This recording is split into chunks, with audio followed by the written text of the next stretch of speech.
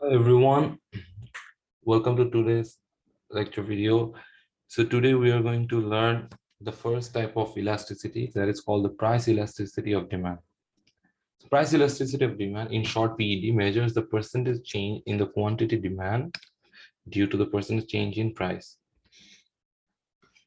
Mathematically, we can write this: the percentage change in quantity demand divided by percentage change in price.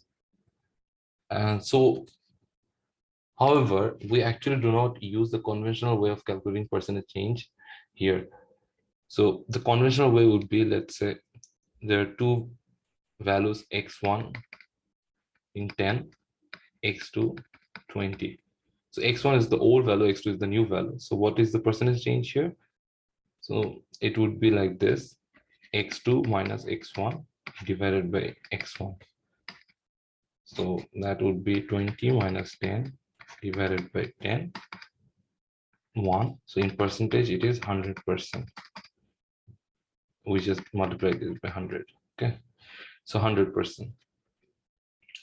And so there is a, so you'll see the reason we don't use this method is the PD value is actually not consistent between the same points on the curve. So let me use a graph to show this. So I mean, if I solve this, then you'll see the inconsistency problem. So initially the price increases from 20 to 40. So let's say P1 20, P2 is the new price 40, whereas the old quantity is at 50 and the new quantity is at 30.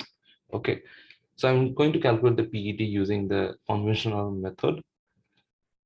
So following this method, you'll find that we get minus 0.4. However, when we are dealing with percentage changes, here we just don't really care about the signs. So you just can take the absolute values. So 0.4 is fine.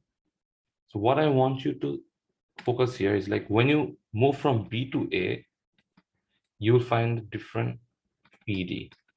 Find the PD for B to A. So let's do this. So when we are moving from B to A, so what's happening here is, like, the price is falling down. So the new price is 20 and the old price is 40. And the new quantity is 50 and the old quantity was 30.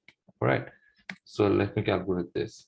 So PD from B to A. Okay. So,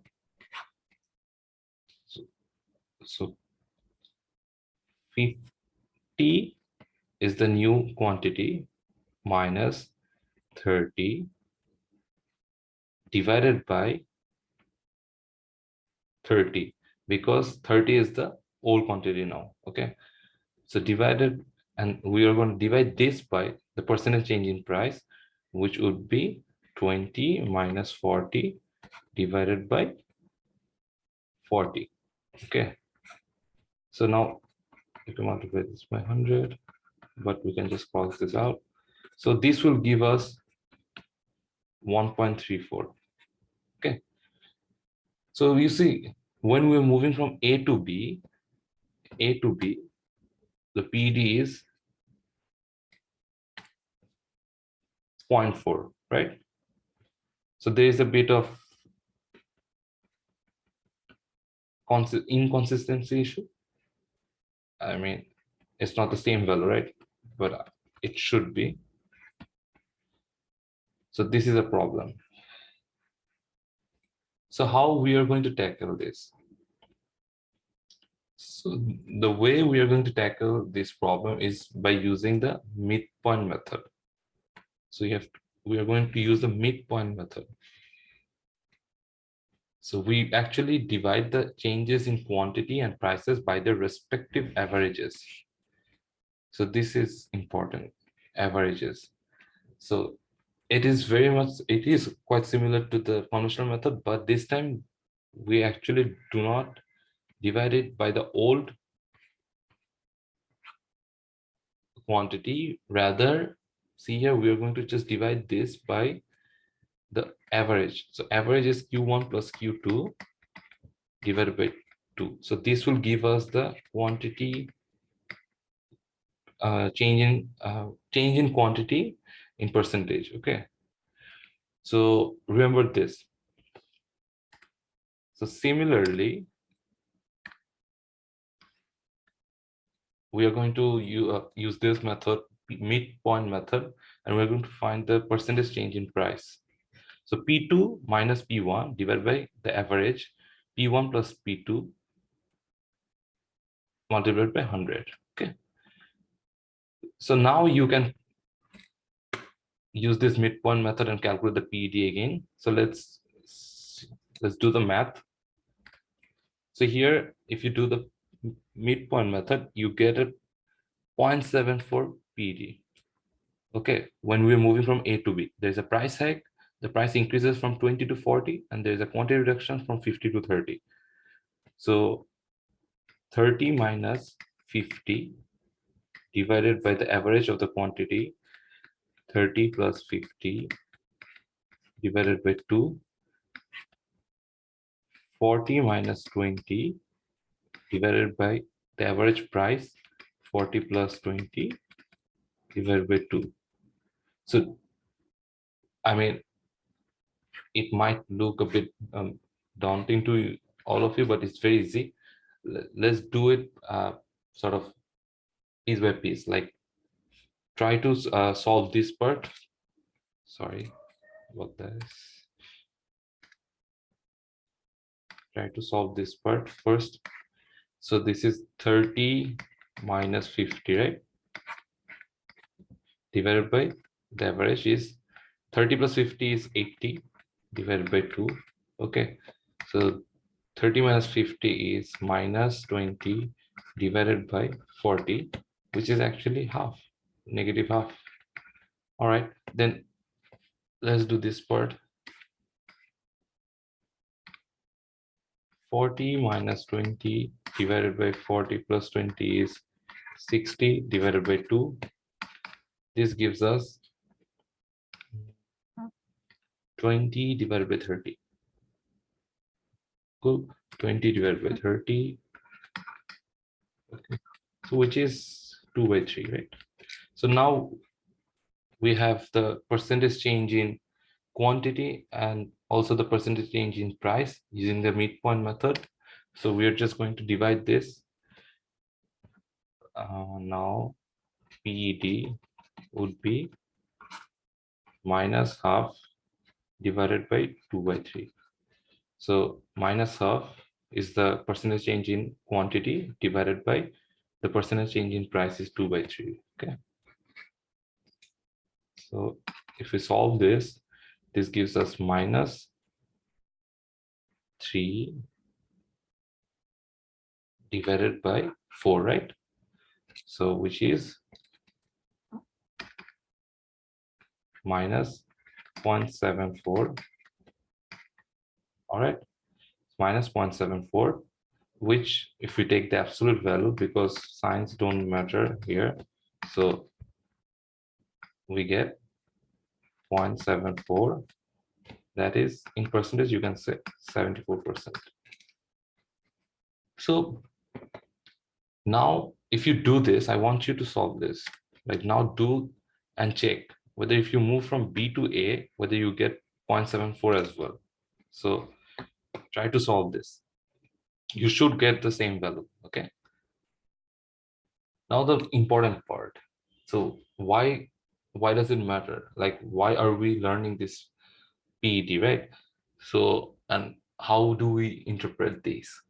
So the interpretation is something like this. With 1% increase, see here we got a PED value of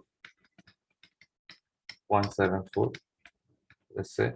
So with 1% increase in price, the quantity demand decreases by 0.74%.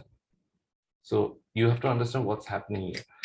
So with 1% increase in price, so there's so for every 1% increase in price, the quantity demand actually is decreasing by 0.74%. Okay. So here we can see there is a decrease due to the price hike. So for 1% increase in price, for every 1% increase in price, the quantity reduction is actually decreasing by 0.74%. So it is not one to one. Like it's not like the price is increasing by 1 taka and the quantity is reducing by there's a quantity reduction of 1 unit as well. It's not that. So it's more like there's a 1% increase and there's 0.74% decrease. So remember this interpretation is very important. Now I'm going to show you that like for different values of PET, how do we sort of how does it signify the different types of elasticity? So remember I told you that there's called elasticity, there's called inelasticity. So whenever the PET value is greater than 1, PET value is greater than 1, then the good is elastic. Then the good is elastic. Whenever the PET value is less than 1, then the good is inelastic. Okay.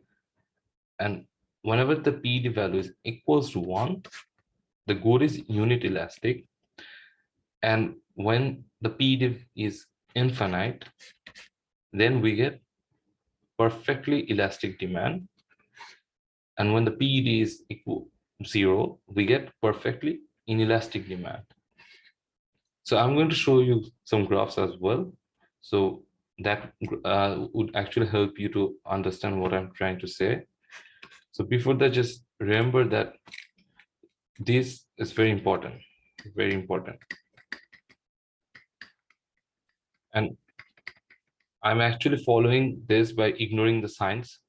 So all the values will be positive because I'm taking only the absolute value. So that's why whenever PET is greater than 1, the good is elastic. So I would actually encourage you to take the absolute values as well. Okay, so it makes your life easier. So whenever, let's say here, if the PET is 1.5, okay, 1.5, then it is elastic. The good is elastic. When the PET is less than 1, then the good is inelastic.